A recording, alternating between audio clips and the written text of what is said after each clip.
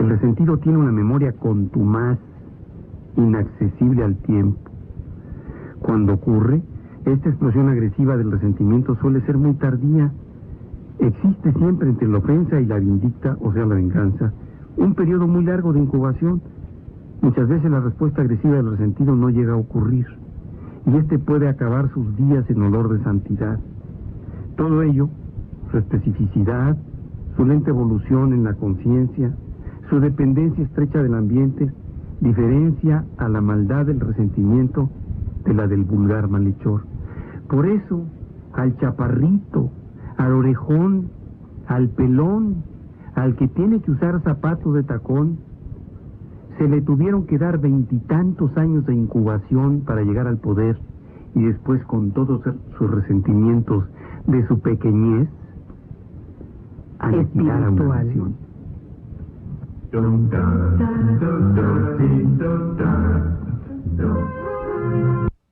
Muchas veces el resentimiento se trata de ocultar, evidentemente, con conductas, actitudes, disfraces, maquillaje, que hacen difícil advertir la peligrosidad latente del resentido.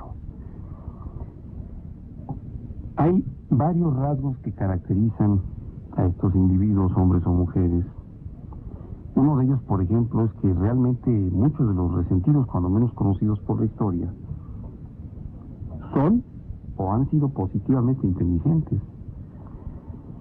Casi todos los conocidos también por la historia han sido hombres bien dotados. ¿En qué me refiero a los bien dotados? Pues hombres aparentemente saludables, estructurados, con una familia, muchas veces, por eso pasan en la historia, porque han sido tan bien dotados que trascienden el tiempo y son hombres o personajes famosos. Ajá. El pobre de espíritu, si una persona de una relativa poca fuerza espiritual, acepta la adversidad, cualquiera que ésta sea, sin la amarga reacción de un hombre que se considera interesante, inteligente, capaz, y no consigue muchas cosas. A lo mejor exagero y ofrezco una disculpa por adelantado, pero vamos a ver de los hombrecitos estos que hace unos días participaron en un pseudo debate. A mayor pequeñez espiritual, mayor su necesidad de reaccionar con amargura, violencia y con ataques a la persona de otros. Sí, acuérdate lo que leíste en el programa de patrocinio contra Porfirio. Yo no digo que ninguno de los dos sea héroe nacional ni nada, pero me parece que cuando ese discurso se lleva a los ataques personales, a las preferencias sexuales, quiere decir, Ernesto, que no hay argumentos políticos. Entonces, fíjate, los inteligentes, los bien dotados o los superdotados, si son resentidos, reaccionan con una amargura terrible y con una gran violencia. Es el inteligente el que plantea ante cada trance adverso, dice Marañón, el contraste entre la realidad de aquel y la dicha que cree merecer.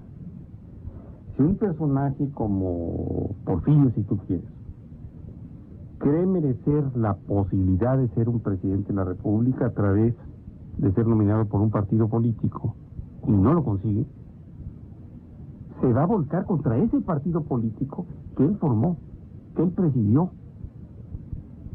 que él predeterminó. Pero en el momento en que sus características individuales no le permiten ser electo el candidato de su partido, renuncia a este, se pasa a otro, y su ataque es frontal contra el que sí encabeza la candidatura de ese partido. El hombre de talento reconoce, o se conoce, mejor dicho, en efecto, por ninguna otra cosa como por su aptitud de adaptarse. Cuando yo empecé a estudiar psiquiatría me decían, bueno, es que el neurótico vive como entre las dos vías de un ferrocarril, no se puede salir de ahí, porque si se sale siente que se pierde. Es como un ferrocarril, va hacia alguna parte o hacia ninguna parte, pero tiene que ir en esos dos carriles. No hay la elasticidad de una persona saludable que puede pasar de un concepto a otro, que puede variar y cambiar de opinión saludablemente, no el que se desdice o se contradice, sino el que va adecuando su vida con esa actitud y aptitud de adaptación que tienen muchos seres vivos. En cambio, el rígido no lo consigue. Por eso el hombre inteligente y sano nunca se considera defraudado por la vida. Sabe que hay otro momento para alcanzar otro logro o otra meta. A ver, doctor, yo aquí necesito que nos aclares un asunto. Esta manera para solucionar los resentimientos, para enfrentarlos, esa actitud que tú mencionaste, esa aptitud, ¿te la enseñan o forma parte de tu naturaleza? Te voy a explicar. Porque de momento hay unos que te dicen, es que tienes que odiarlo como yo lo odio. Pareciera que los odios se heredan, ¿no? Sí, hemos visto películas ahí, hay y otros alimentos institucionales, y no lo odias y no vas en contra de y tú y yo podemos sentarnos a alimentar mutuamente nuestros resentimientos. Esta aptitud, ¿la tengo o me educan? ¿Es un don o me condicionan para responder a eso? Yo creo que es una parte muy importante, como lo señalaba Marañón, de dotación de generosidad, que es natural. Hay seres humanos que nacen muy bien dotados para la generosidad, para la asimilación de la adversidad, para el acomodo o reacomodo de sus fuerzas a través de los tiempos y las circunstancias, y otros que no nacen con esa dotación. Esa es la parte biológica, podríamos decir, esa parte de temperamento con el cual se nace, que nos permite sobrevivir incluso a las circunstancias. Y hay otra que es educacional. Por eso vemos en una misma familia de 4 hijos, 3 o 4 hijos, a uno que está dotado para la adversidad, o 2 o 3, y uno que no lo está, que va a reaccionar ante la adversidad de una manera distinta. Por ejemplo, 4 hijos de una familia de clase media que con la crisis económica, las crisis económicas se viene para abajo en lo económico, pierden todo y hay que dedicarse a otra cosa y trabajar. Y dejar el estatus y dejar lo superficial. Y uno de ellos puede fundamentalmente convertirse en un sujeto peligroso o incluso a delinquir con tal de reacomodarse en el estatus que él cree merecer porque lo tuvo. Y otros que en lugar de delinquir van a trabajar más. En alguna ocasión, en una entrevista con un muy famoso y destacado conductor de radio, me decía, oiga doctor, han dicho aquí que la crisis, refiriéndose hace algunos años, es la que provoca la violencia y la delincuencia. Y él afirmó, y yo sé que usted y yo, para sobrevivir a esta crisis, en lugar de ir a robar o a violentar, lo que hemos hecho es trabajar más. Sí, trabajar más, claro. Entonces, hay el acomodo a las circunstancias de los que están dotados y la rebelión de todos los instintos en contra de la vida, si es necesario, de aquellos que no están dotados para asumir el fracaso, la derrota, la frustración. Ha habido muchos casos de hombres de inteligencia extraordinaria, incluso genios, que eran típicos resentidos. Alguna vez podrían ustedes leer sobre la vida de Alva Edison, por ejemplo, de Tomás Alva Edison. Pero el mayor contingente de los resentidos se recluta entre individuos con el talento necesario para todo, menos para darse cuenta que no alcanzaron una categoría superior a la que han logrado. No es culpa de la hostilidad de los demás, no es culpa de la vida, no es culpa del karma o del destino, como ellos lo suponen, sino de sus propios defectos.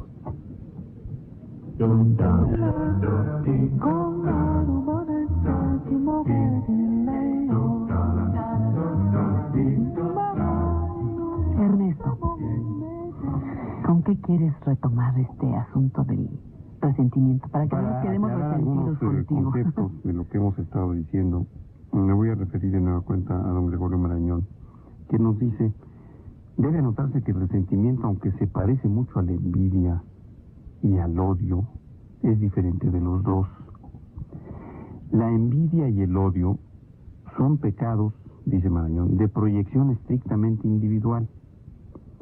Suponen siempre un duelo entre el que odia o envidia y el odiado o envidiado. En cambio, el resentimiento es una pasión que tiene mucho de impersonal, de social. Quien causa el resentimiento puede haber sido no este o aquel ser humano, sino la vida, la suerte. La reacción del resentido no se dirige tanto contra el que pudo ser injusto o contra el que se aprovechó de la injusticia, como se dirige contra el destino, contra Dios, contra las circunstancias, contra el mundo. En esto reside lo que tiene de grande. No podemos decir de grandeza el resentimiento, o lo que tiene de peligro el resentimiento. El resentimiento se filtra en toda el alma y se denuncia en cada acción. La envidia o el odio tienen un sitio dentro del alma y si se extirpan, el alma puede quedar intacta. Además, el odio tiene casi siempre una respuesta rápida ante la ofensa. Y el resentimiento es pasión, ya lo hemos dicho, de reacciones tardías, de larga incubación entre sus causas y sus consecuencias sociales. Adolf Hitler himself, eine Umwälzungsperson, die wir heute wohl in ihrem Umfall sehen, einen Gauen des altreichen Herrenrufmanns, die älteste Ostmark des deutschen Volkes, weil von jetzt ab das jüngste Volk, la deutsche Nation und damit das Oye, ¿y ese señor que está hablando? Célebre. Bueno, está ladrando. Adolfo Hitler, uno de los más grandes resentidos de este siglo, 1939, en este discurso en Viena, frente a las juventudes del Partido Nacional Socialista, es una de las muestras evidentes de lo que es el resentimiento, su naturaleza y sus consecuencias.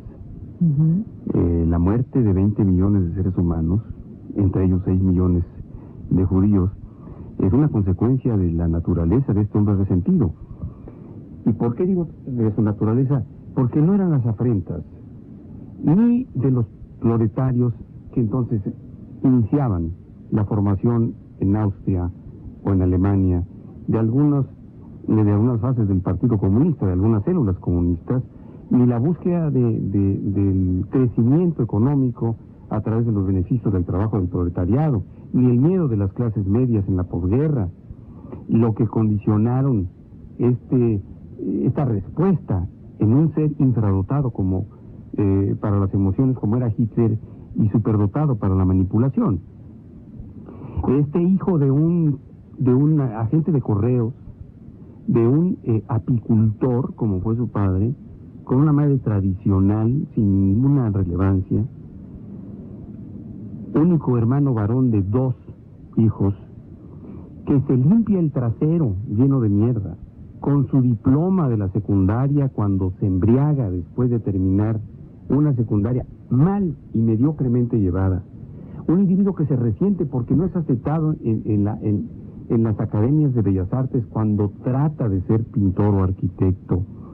Un individuo resentido, desacomodado de la realidad por su pequeñez de estatura, porque su pequeñez moral. Este cabo del ejército, porque llegó a cabo nada más en la Primera Guerra. Este hombre impotente sexual, que obligó a sus amantes a orinar y defecar sobre él para tener una erección, causando el suicidio cuando menos de 2 de ellas. Este hombre que tenía que tener un quiropráctico de cabecera para aliviarle sus males, sus tensiones y su estrés. Este hombre desgastado que prefería a los perros de casa que a los amigos. Obviamente tiene un continente, tiene un receptor de la adversidad muy singular. No es lo que pasa en la Europa de final de los años 20, lo que mueve a Hitler a su conducta patológica. No son las condiciones de la frontera entre Austria y Alemania, después del desastre del Imperio Austrohúngaro, cuando en Sarajevo matan al sobrino de Francisco José y sus consecuencias. No es que haya sido un mediocre soldado en la posguerra de la Primera Guerra Mundial. No es la naturaleza del trabajo del padre. No es ni siquiera su homosexualidad latente. Es su naturaleza la que responde